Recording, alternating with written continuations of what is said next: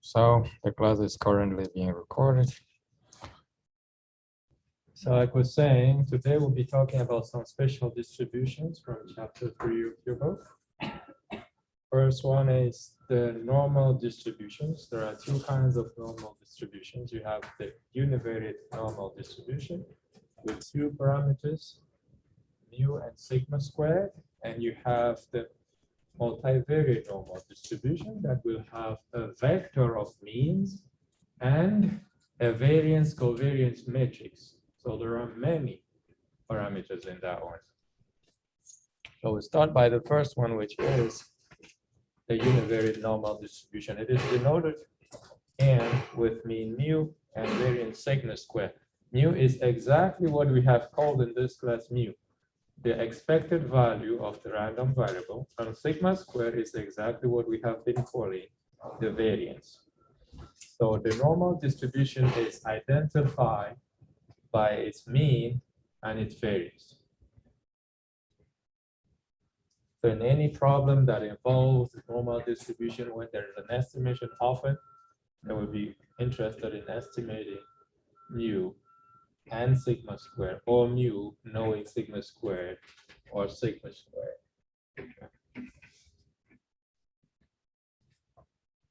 So a random variable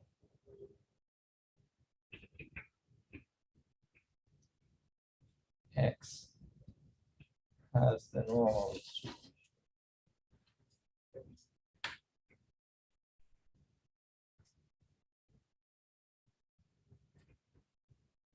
with mean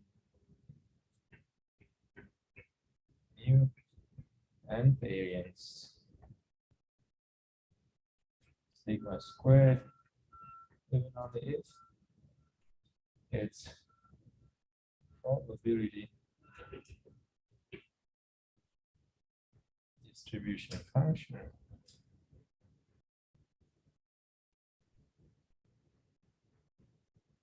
which we call BDF is fx equal to x equals 1 over square root of 2 pi times sigma times e to negative x minus mu over sigma squared 1 half. Can you repeat what the exponent on the E is? Again, that is, to make sure we can proceed here, 1 over square root of 2 pi times sigma, and then e to the power negative 1 half times x minus the mean over sigma, everything squared.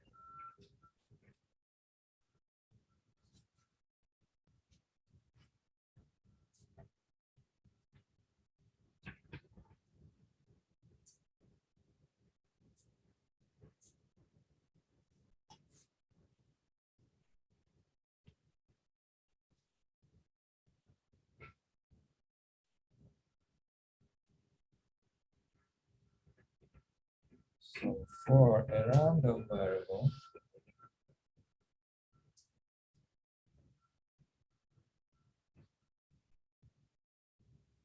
x, that's normal in mu and variance sigma squared, the random variable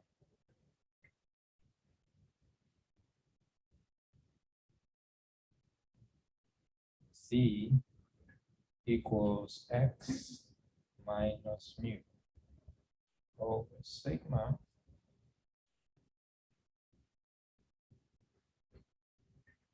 has BDF fz for x equals 1 over square root of 2 pi e to negative 1 half x squared, and here x is negative infinity less than x less than infinity. Okay. So the range of that random variable is from negative infinity. Z is called standard normal.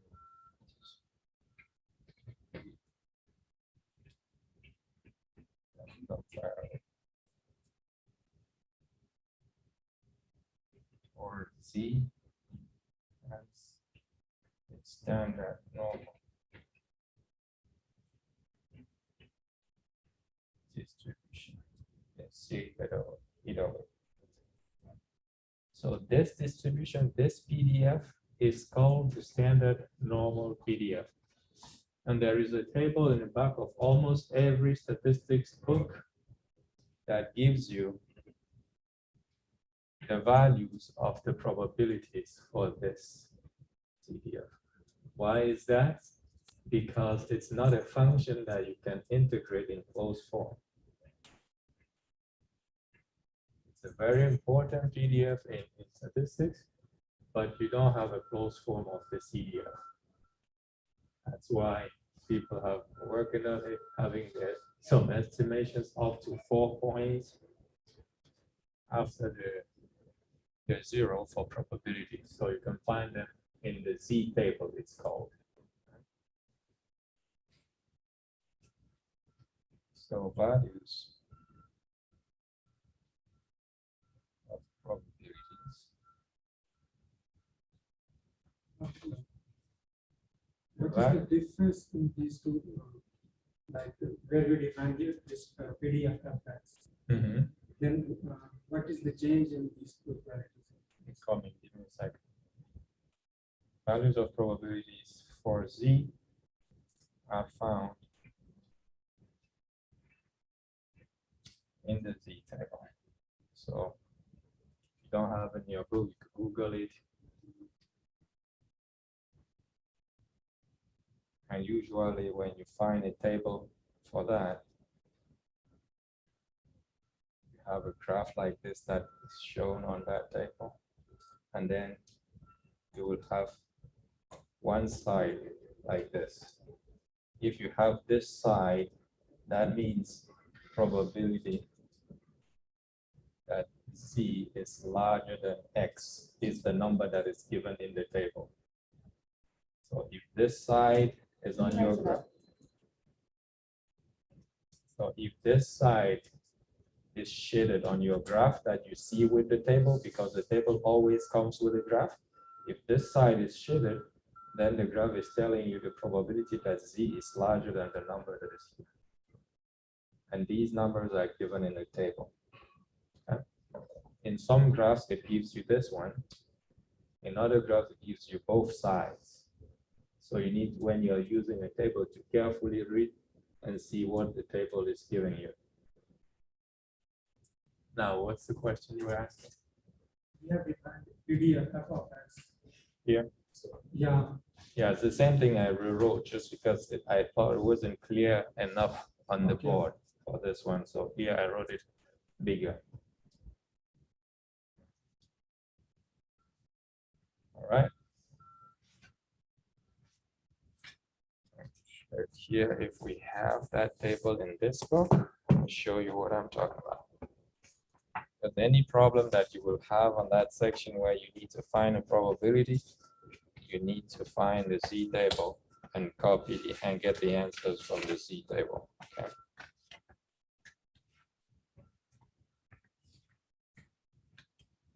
No more integrals.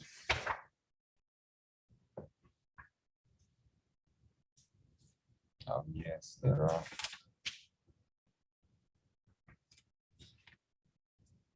Okay. So in your book, for example, on page 569, you have the normal distribution. That's the Z table for this book. And here, they didn't put a graph, but they wrote the formula. Probability that Z is less than little z is what is given that in that table. How do you read the Z table? Let me zoom this so you can see. So How do you read the Z table? The value here is Z written. What is inside the table are the probabilities. Okay? The Z starts here. This is 0.0, 0.1, 1.1, and so on, going all the way up to 3.5, increasing by 0.10. And right here, you have the hundreds. So the probability that Z is less than 0.10 is 0.5398. The probability that Z is less than 0.23, you go to that intersection, you got 0.5910. That's how you read the table. The probability that Z is, if you go all the way down here, the probability that Z is less than 0.3, let's say 3.58, then you will go to the 8th column. 3.5, you go to the 8th column, that would be that probability, 0.9998. All right? And for anything else, you need to remember that the probability of the complement is 1 minus the probability of A. That would help you find any other probability if you already know how to use this table to find probabilities, the original probabilities.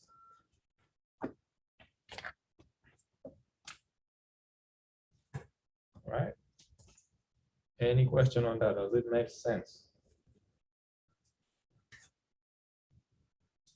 All right, that's the beginning. So, and the thing is that Z, as you can see, does not depend on mu or sigma squared. So whatever X is, if the mean is mu and the variance is sigma squared, once you subtract the mean and divide by sigma squared, by sigma, you get a random variable that does not depend on mu and sigma. So technically, any normal random variable is just a shift and rescaling of the standard normal. Right? So technically, X, writing backwards the formula that you have here, X is mu plus sigma Z.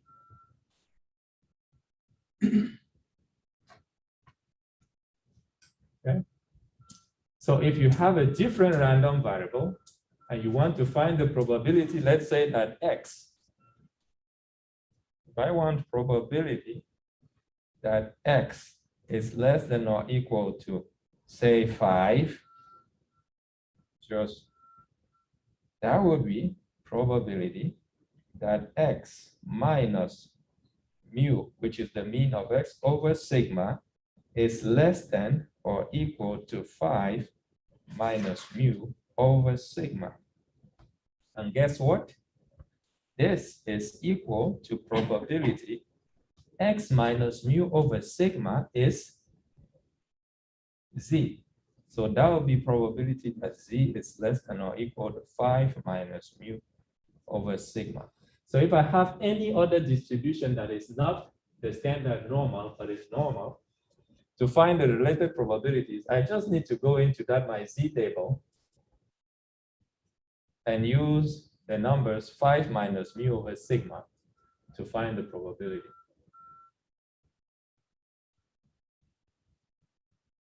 Am I making sense here?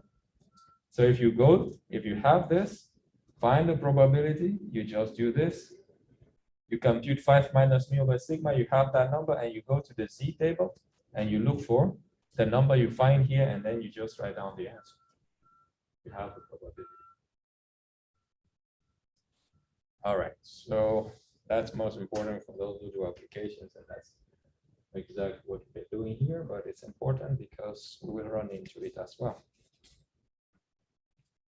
All right. One thing that is related to this is the following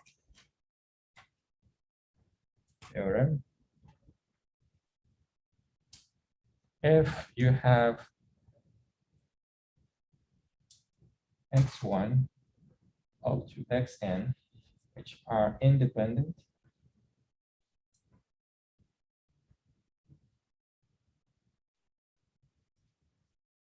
normal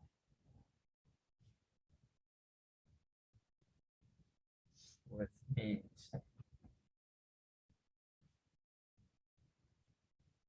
variances ui sigma I sigma squared I, then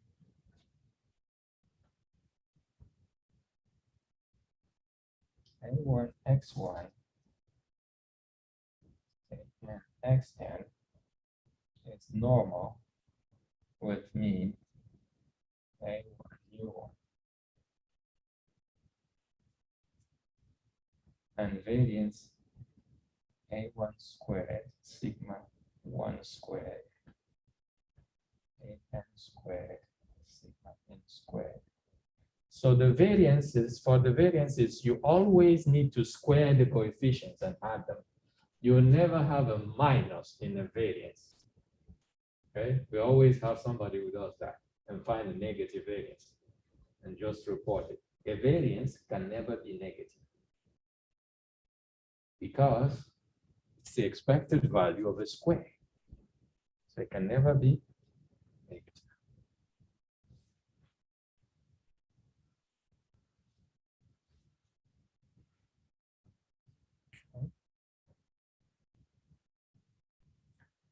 The proof of this is actually simple.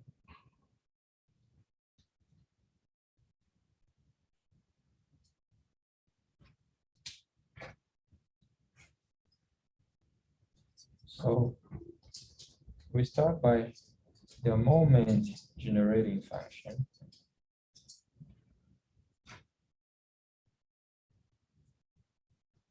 of z. You can compute that, it's easy. It's mz of t, which is equal to e to the 1/2 t squared. So this is the moment generating function of z. When you start by that, you can get the moment generating function of xi, any of those xi's, which is the moment generating function of mu I plus sigma I z, right?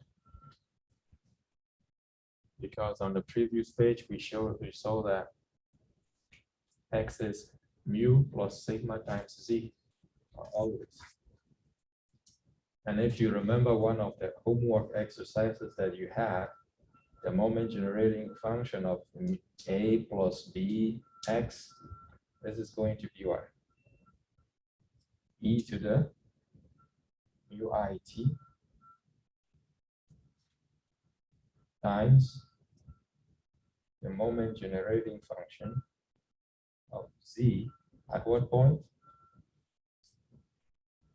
Huh?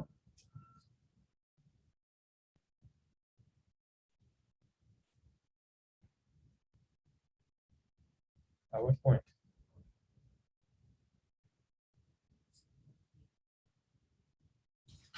Okay.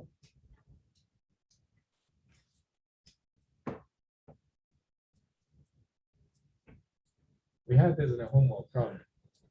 T over sigma or sigma?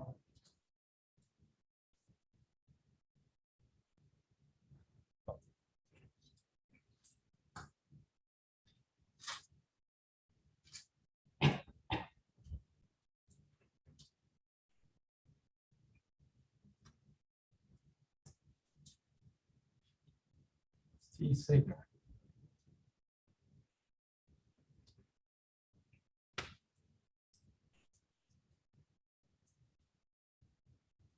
In the problem, it was T over sigma. And so it was turning into T over sigma, but here it's T times 6. Okay. And so this is e to the mu I t times, and this is going to be e to the 1/2 t sigma squared. So the moment generating function of the normal distribution is mu I t plus 1/2 sigma squared t squared. So that's step 1. This is step 2. And in your step 3, you know that the moment generating function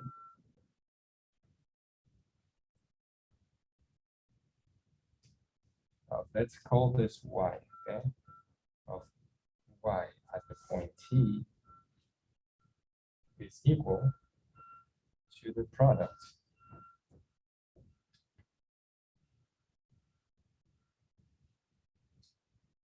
I from 1 through n of the moment generating function of ai xi, right? Why is that?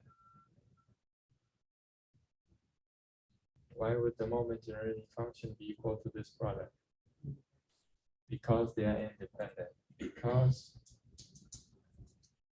x1, xn are independent. So because these random variables are independent, the moment generating function of this sum, which is going to be the expected value of e to the t times that, will be a product of things. So it will be a product of moment generating function. And each of them is going to be equal to what? Product I from 1 through n of moment generating function of xi at what point?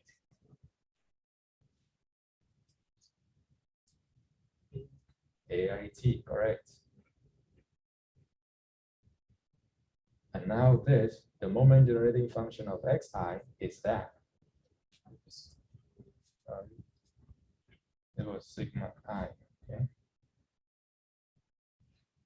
So it's going to be product I from 1 through n, and that is going to be e to the mu I times AIT plus 1/2 sigma square I times AIT squared. And when you take all of that out, you get as e to the sum of mu I AI times t plus 1/2 sum of AI squared sigma I squared t squared. And because that is the case, this is the moment generating function of a normal variable with mean this and variance that. So you need to be able to recognize this anywhere you see it as the moment generating function of the normal distribution. So now that I have this, I identify this thing to that one, and I see that this is the moment generating function of the normal random variable with mean this times t and variance that.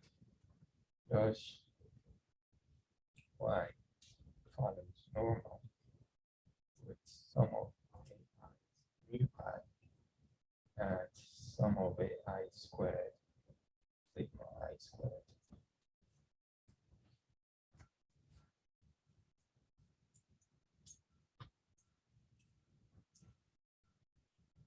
I have many people that are not present online there. Something happened out there.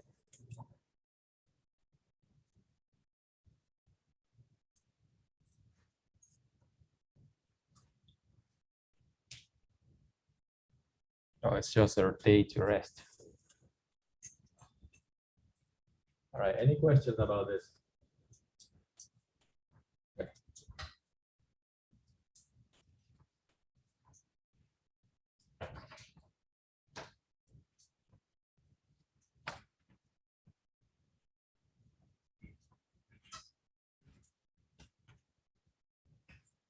Let's say, look at the multivariate.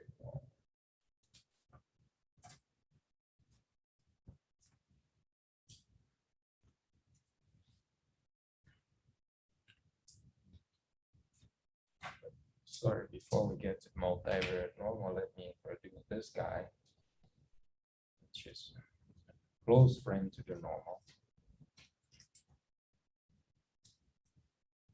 which is the chi-square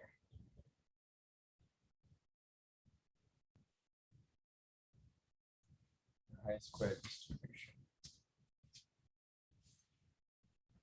There is a table for that guy as well, with 1 degree of freedom.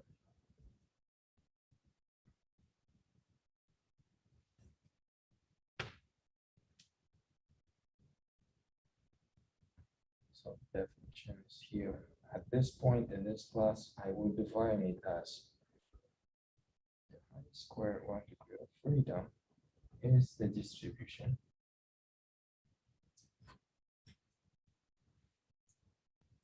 of the random variable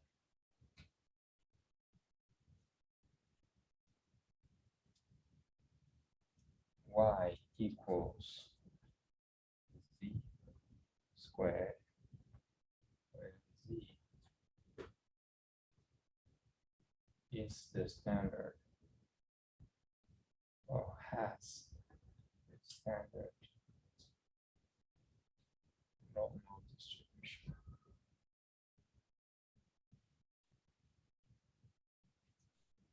So if we take a random variable that has a standard normal distribution and we square it, the random variable that we obtain is called the chi-square random variable. It has a distribution that is chi-square.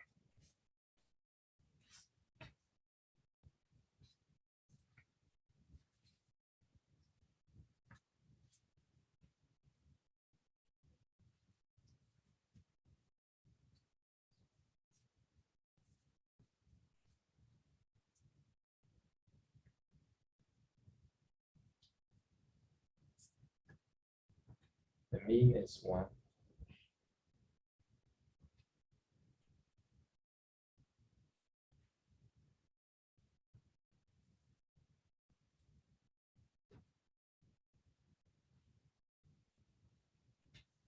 In general, we'll come back to it later. When you have a chi-square distribution with r degrees of freedom, r not is equal to 1.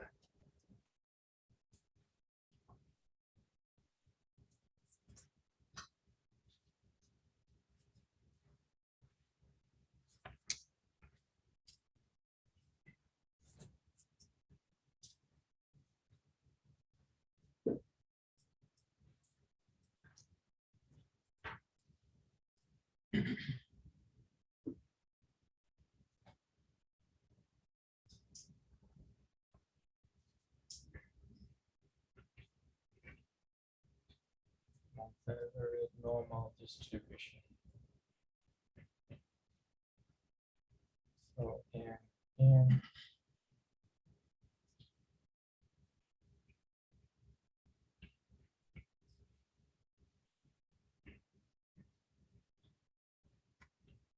so that mu with the bar under it means a vector. So here we are talking about a random vector that has n components, x1 all the way up to xn, all of that being the vector of interest.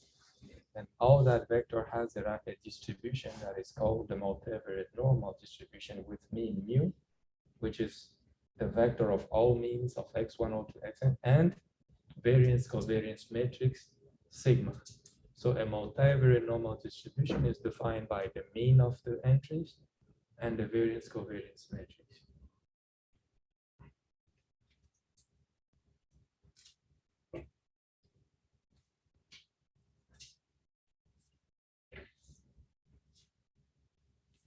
Let's say this is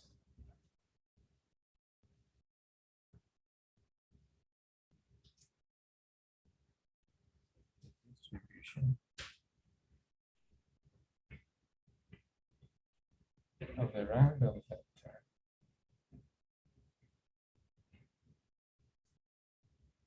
x1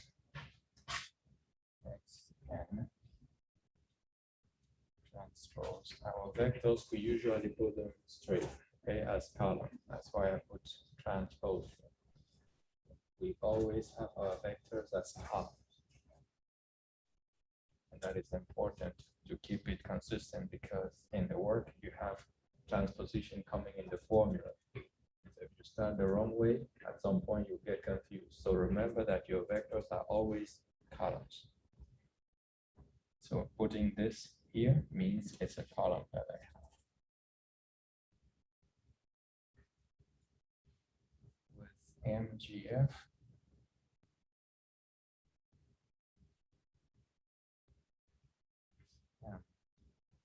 X, usually that's how you would know that X, to avoid having to write X1 all the way up to Xn, just put X with a bar on it. Of T, and the same thing with T, because that T is not one thing, it's a vector, T1, T2, Tn.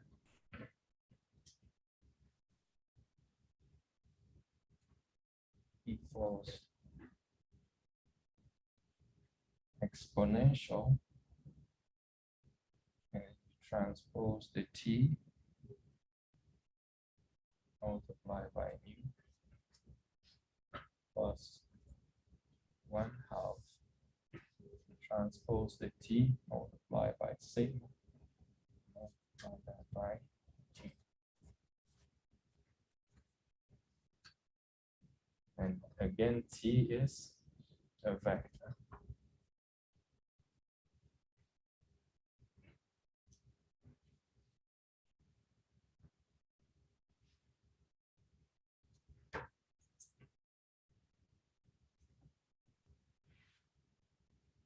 And remember, mu is a column. T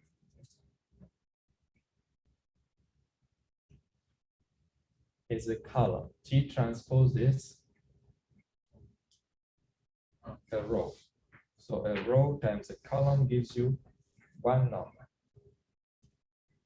That's why it's important to know where you're putting what. Otherwise, you have a mess inside.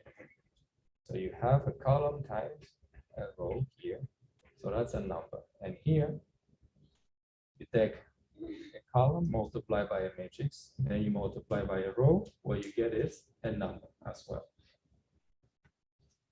So everything that is inside here is a number, and that's exponential. The EXP here standing for exponential.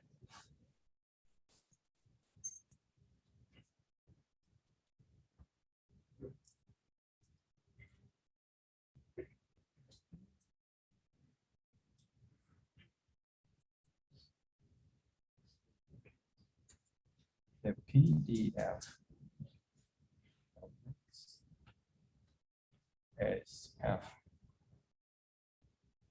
X of X equal. You might not have to deal a lot with this. 2 pi to the power n over 2, and then you take the determinant of the matrix to the power 1/2. Then you multiply by exponential minus 1/2 x minus mu transpose sigma to the power minus 1. Then multiply by x minus 1. X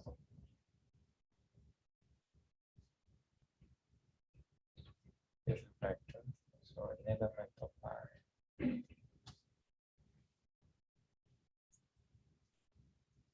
Now you can check that when n is actually equal to 1, when n is equal to 1, all this, you put those numbers in here, it goes down to the formula that we have for the univariate normal.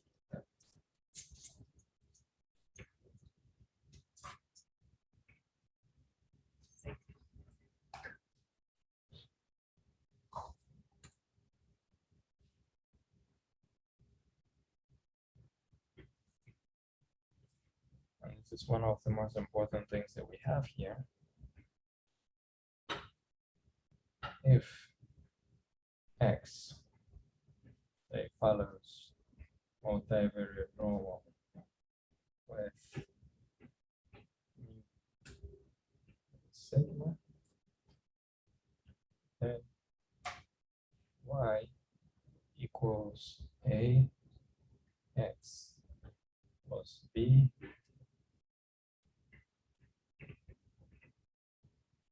as distribution. Notice every time I put the sign on, I say follow. Okay. As distribution, normal. Yeah.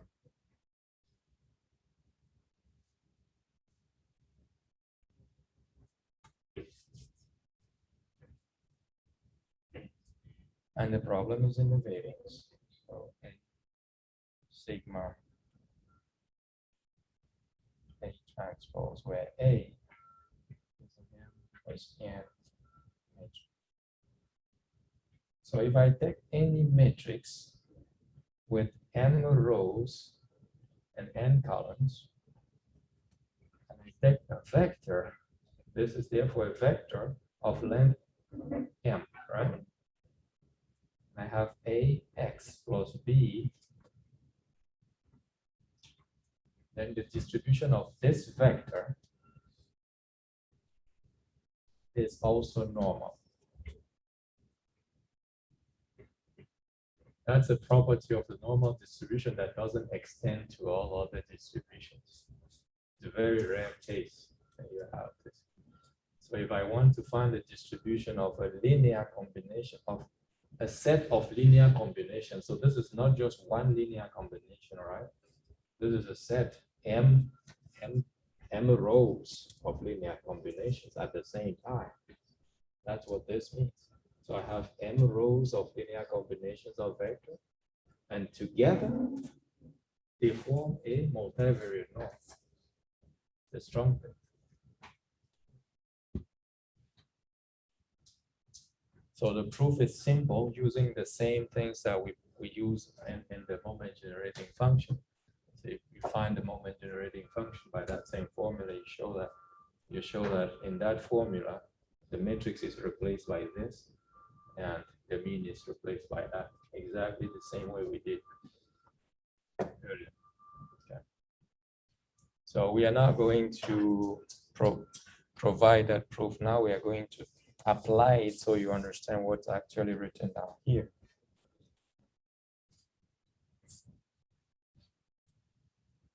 Let's say we take an example. Otherwise, all this is just a waste of time. Say, what's all that about?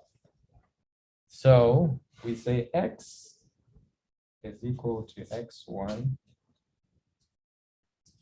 x2, x3. Yes. And we say it has multivariate distribution.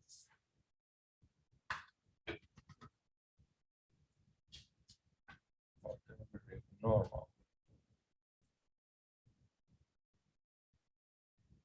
distribution.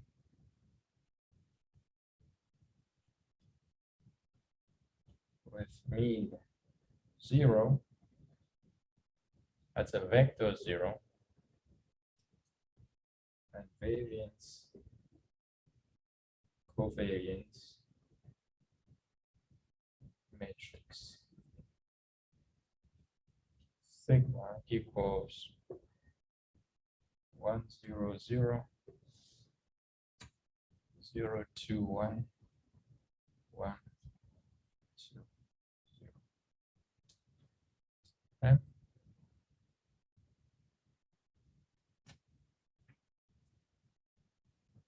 A, find the distribution of y equals x1 minus x2, 2x1 minus x2 is x3. So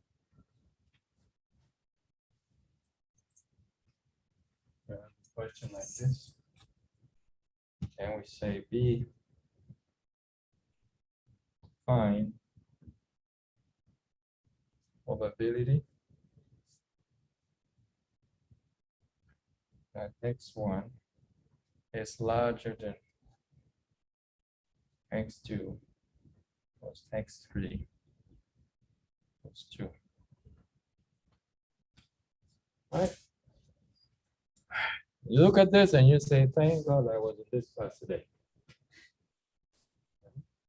Because otherwise, it's just no way you're gonna answer that question. So the first question is directly this theorem, ax plus b. So that's, you need to figure out here what is a. It's clear b is 0 because there is no constant, b is 0. A, we'll figure out what we can multiply by x1, x2, x3 to get this. To answer this question, guess what? It's the same thing. I send all the variables to the same side and I get a linear combination of x1, x2, and x3. So I find the distribution of that linear combination. I know it's going to be normal because they are all from a multivariate normal. Once I find that distribution, I rescale the thing to get z and I get the answer. That makes sense? So this problem sort of summarizes everything that we have done today. Right? Getting the distribution of linear combination, finding a probability, and then finding the distribution of a vector of linear combinations and using it to do some work. So answer, how do we answer this?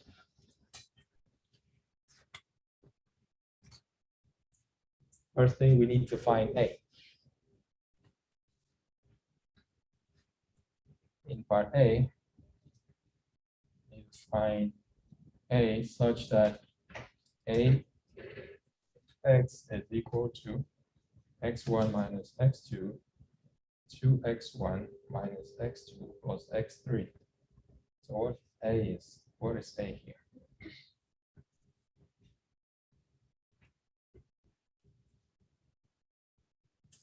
First of all, how many rows and how many columns are in A? That's the best question.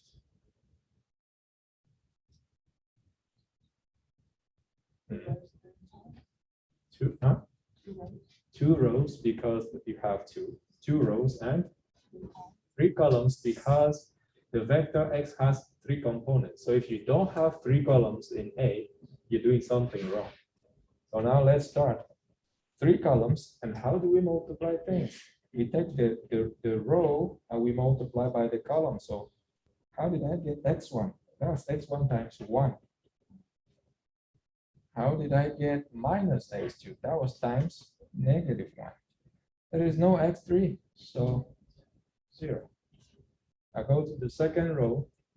How did I get 2x1? I multiply by 2. How do I get minus x2? It's minus 1, x3, 1. So that's my A. Full stop. And I got 3b equals 0.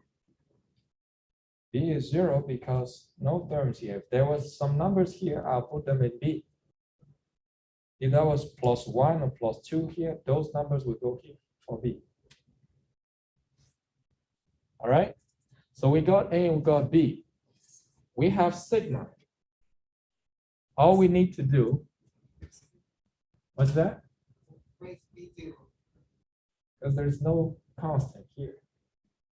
It's AX plus B, and this is just A times X, and there's nothing left.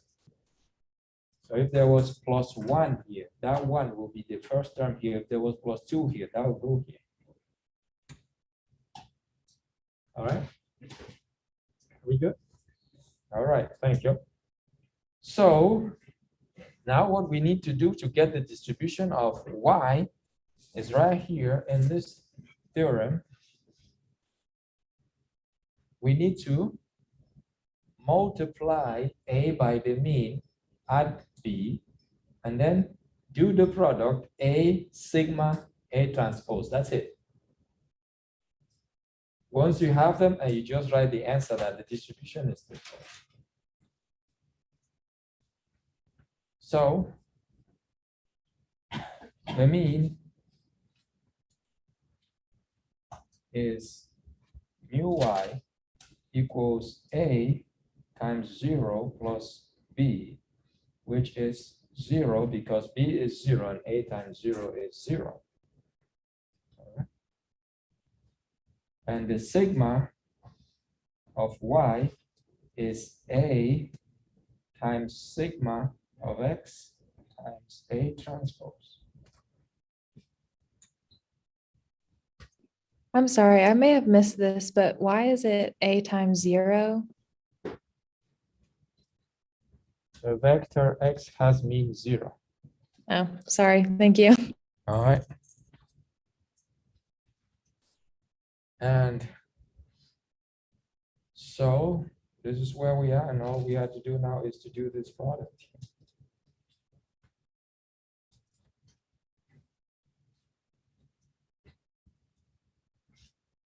So A, we had A as 1 minus 1, 0, 2 minus 1, 1. The matrix sigma in the problem is given as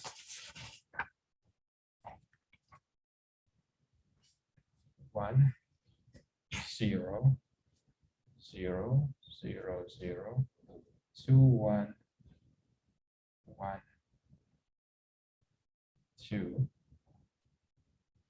And now here we are going to transpose this matrix. Carefully, please. How do we transpose? We turn the rows into columns. So this row becomes the first column. So that's 1 minus 1, 0. The second row becomes the second column. 2 minus 1, 1. And now you can see that when you will end this product, you will have a 2, 1, 2 by 2 matrix. At the end, it should be a squared matrix. Otherwise, there's something wrong. 2 by 2, why? Because y has 2 entries, right? The vector y has 2 entries. So if you don't have 2 by 2, then you did something wrong somewhere. And now let's multiply this thing. So that's sigma y. On the left, you have 1 times this. You get 1 and minus 2, 1, minus 1. Is that so? Multiply this row by that, you get 1. Multiply a row by a second column, you get minus 2. Multiply by the third, you get minus 1 times minus 1, negative 1. Then you take the second row, multiply by this, you get 2. Then multiply by that, you get minus 2. Minus 2 plus 1, so minus 1, right? 0, minus 2 plus 1, minus 1. Then you multiply by the last one, you get 0 minus 1 plus 2, 1. And multiply that by 1 minus 1, 0, 2 minus 1, 1. So we multiply first row by first column, we get 1 plus 2, 3. We multiply by this guy, you get 2 plus 2, 4, minus 1. Is that correct? Huh? This is 2 plus 2 minus 1, right? Then here you get 2 plus 1, 3. And then you get 2, 4 plus 1, 5. plus 1, 6.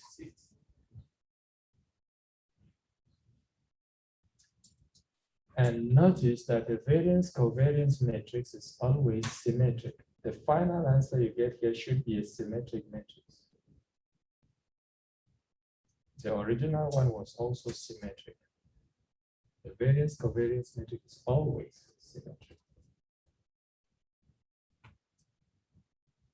So this is what you got. Therefore, y follows the normal 2, because 2 by 2, 2 degrees of freedom, matrix of means 0, and the variance covariance matrix 3, 3, 6. That's it. Find y in 0 again. A mu plus b. And mu is 0, defined in the question, and b is 0. Oh,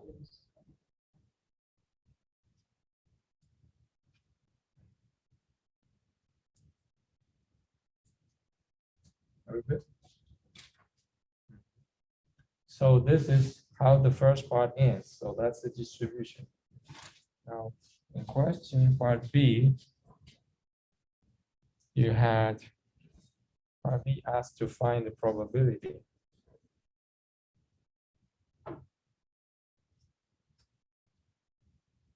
That x1 is larger than x2 plus x3 plus 2. And so the hint I gave here is you get all the variables to the same side, form a linear combination, and then find the distribution of that linear combination. Right? And it doesn't matter what side you send them, you end up with the same answer. So we are going to say this probability that x1 is larger than x2 plus x3 plus 2 is actually the probability that x1 minus x2 minus x3 is larger than 2, which is probability that y is larger than 2, where y equals x1 minus x2 minus x3 follows a normal distribution.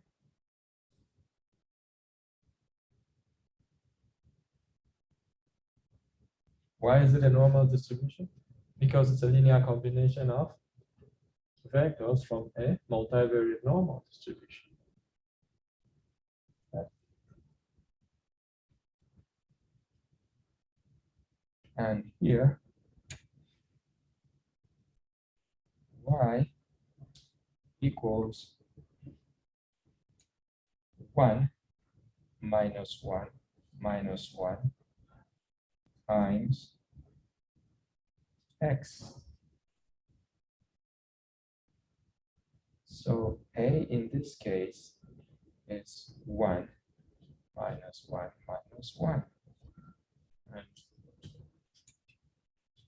y follows normal 1, because a has 1 row with me a mu, because b is 0, there's no b here. And variance covariance matrix A sigma A transpose.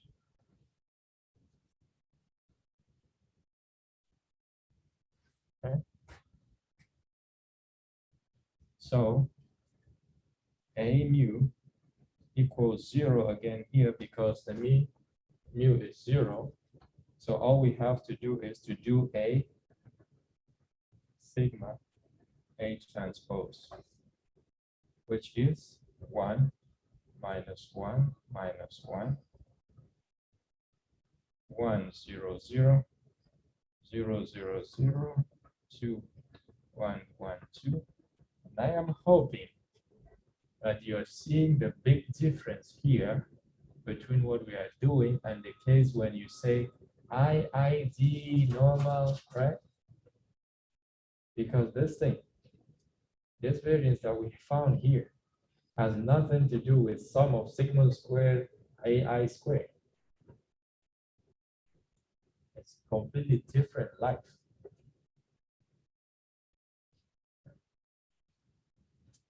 So don't just see random variables and start saying the variance is sum of AI squared sigma I squared, unless you know that they are independent. Because they are not independent, this is what happens.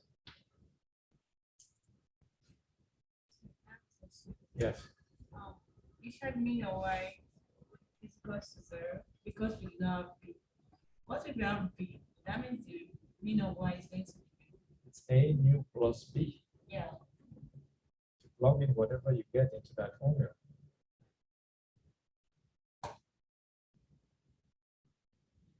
Of AX plus B plus A mu of X plus B. It doesn't matter what numbers you have. All I'm doing is plugging in the answers. B is 0, mu is 0.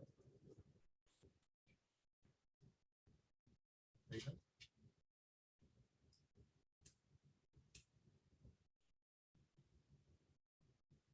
could be any other number here. You have to multiply that number by A and add the B to it. That's it. I'm getting you, I'm going further. Oh, Okay. I'm telling you, it's not, I'm not pointing just one thing. I'm saying whatever I have as mu of X and whatever I have as B are the things that I'm putting in this formula to get mu of Y. So it happens that some of them are zeros, good. If they are not, you got to do that product and add.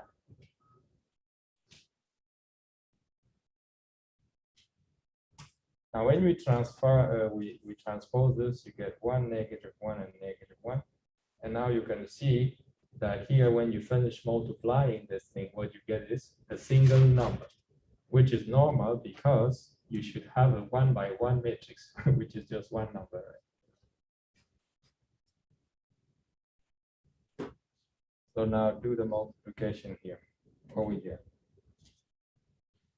When we multiply this guy, I get 1, and get -2 minus 1 minus 3. I'm hoping you tell me if I'm wrong.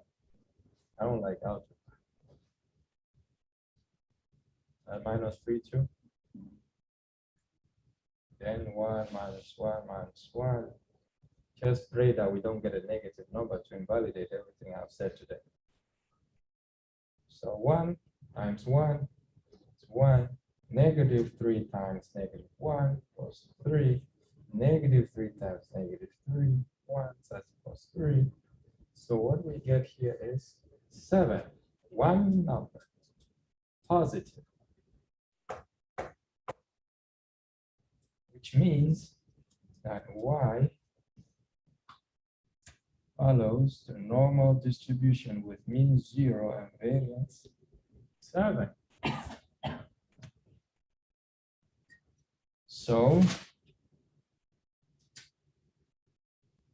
probability that Y is larger than 2 equals probability that C is larger than 2 minus, what's the mean of Y? Huh?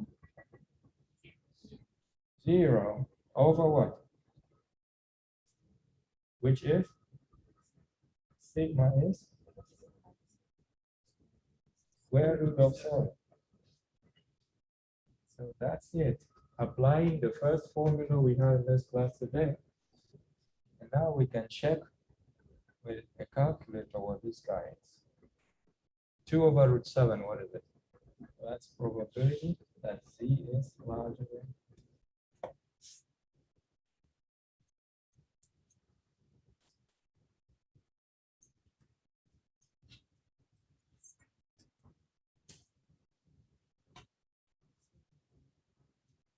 Point, I need 2 decimal points.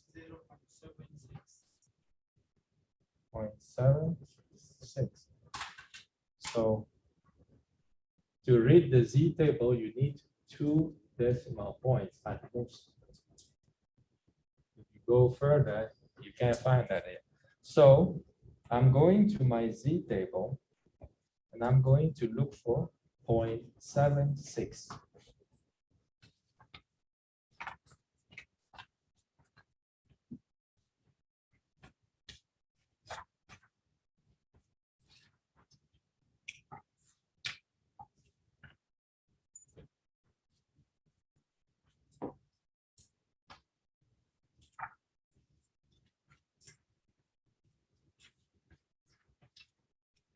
Those who don't know how to do this, if you have the book, please open it and follow.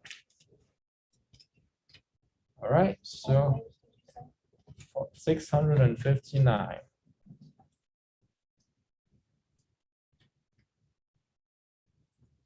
So we are looking for 0.76. So you go here, you get this is 0.7. You can see 0.7 here. And I follow this row until I get to 6. So 0.76 is here.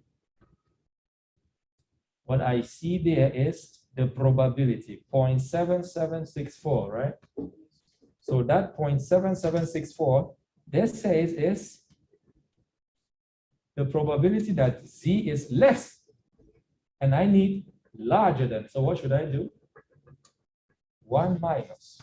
So that's 1 minus 0.7764. So that's how it works. If I was less than, I would just report what is written there as the table is saying. But because I'm larger than, I take 1 minus that. Questions?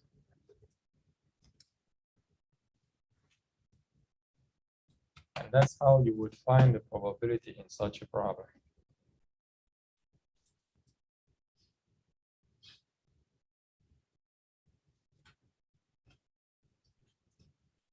Any questions about this stuff?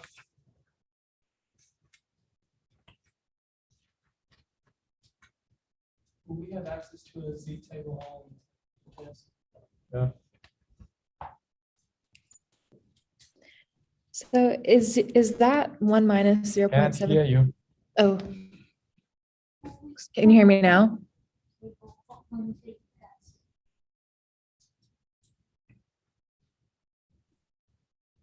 Hello? Can you hear me? Yes. Okay, sorry. So is that 0.2236? Is that the answer? Answer is 1 minus. Oh, I think 0.77. I answered my own question. I'm sorry. I'm sorry.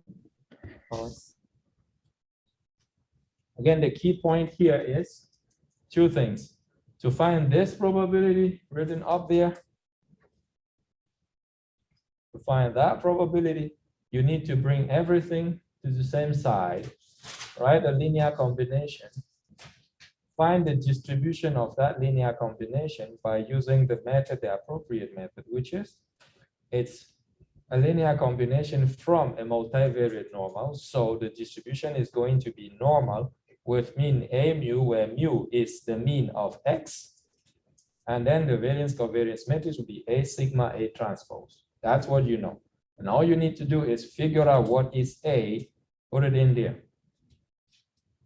So for that, we said this was 1 minus 1 minus 1 times X, because X is the row, X, the column, X1, X2, X3. That's what you multiply by to get this. So our A is 1, negative 1, negative 1. So I take A times mu, mu is 0. So A times 0 is 0. And then I go A times sigma times A transpose. I write them down and I do the multiplication and I have the distributions. Once you have the distribution, there is a third step that you need to do. Z. Usually in the elementary statistics courses, they call it the Z-score. Find the Z-score. The Z-score is that, so, which is the value minus the mean divided by the square root of the variance. That's the Z. And then you use it in the table to find it. All right. Any other questions? Seems I've done a lot on normal distribution, so should be good for everybody. But if you have any other questions on that, let me know. Maybe I add one more thing here. So let me add a third question to this. And see how you guys are playing with me. Fine. Probability that x1 minus x2 minus x3 squared is larger than say 4. What will you do in this case?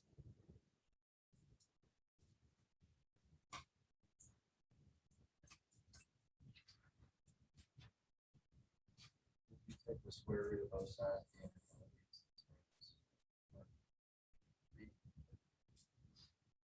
Are you allowed to do so? When you take the square root of the square, what you get is absolute value. But it's not exactly the same thing that you get.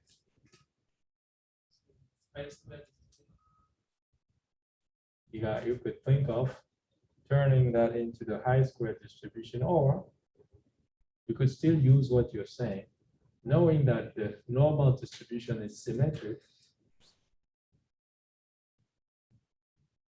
This thing is going to be twice the probability that, twice the original probability that we found. How is that? We'd say this is equal to the probability that absolute value of x1 minus x2 minus x3 is larger than 2, right? Everybody agrees with that? That's correct, what you said. And now the issue is, how do I finish from here? And I just say, this is twice probability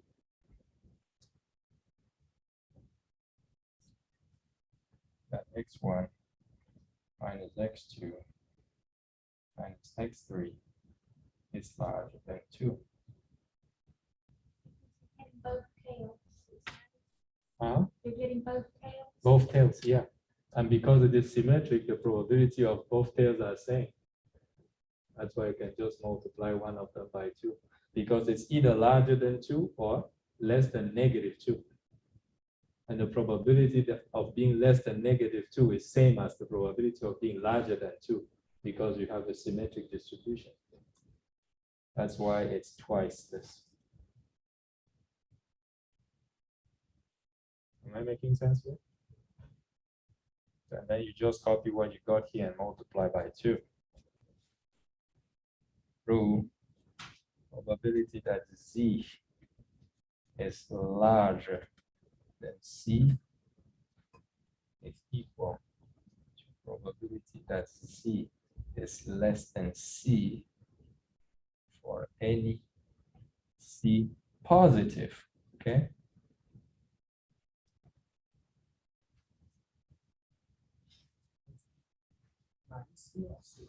Minus C, yes, sir. Thank you. When you take any positive C, the probability of being on the other side is the same as being below the opposite of it. I'm emphasizing C positive just because it's the only case where we ever need it. Other cases are still possible, but it's useless.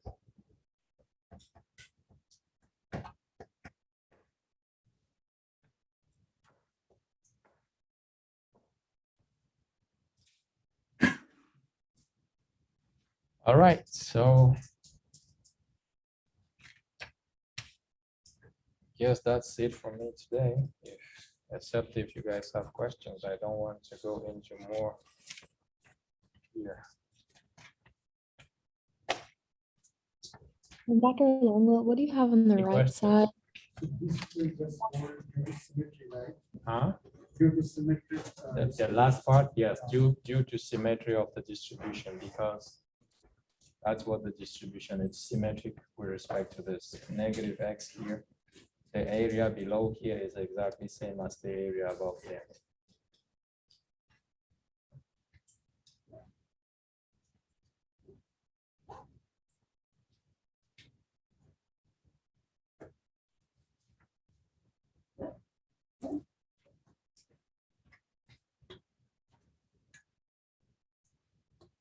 Any questions?